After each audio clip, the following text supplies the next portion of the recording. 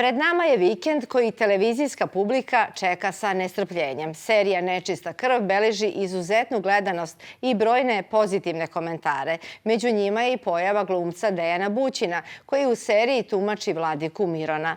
Dejan Bućin govori za Kulturni dnevnik. Ne znaš šta činiš ni sebi ni drugom. Sebi samo činim, Stojane. I meni.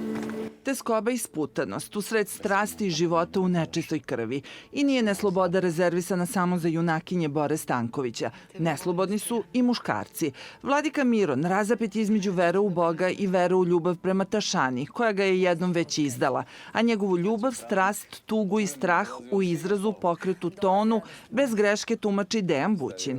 Pokušao sam da što preciznije razradim nijance tog unutrašnjeg emotivnog sukoba i uzimajući u obzir i te verske i društvene aspekte njegovog ugleda i statusa, kako bih zatim svu tu kompleksnost njegove dileme preneo u kontekst tadašnjice, odnosno u Vranje sredinom 19. veka.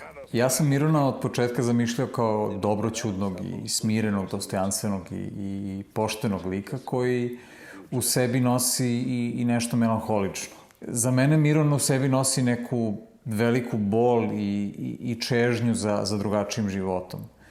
I tu donekle vidim i sličnosti sa Tašanom i njenom sudbinom. Biografija glumca poslednjih godina puni se ulogama na filmu. Uskoro ćemo ga gledati u ostvarenju Terensa Malika. Ipak, pozorište je njegova prva ljubav. Na pozorišnoj sceni prvi put ga je videla i ovdašnja publika na Bitefu u predstavi Gorki teatra iz Berlina.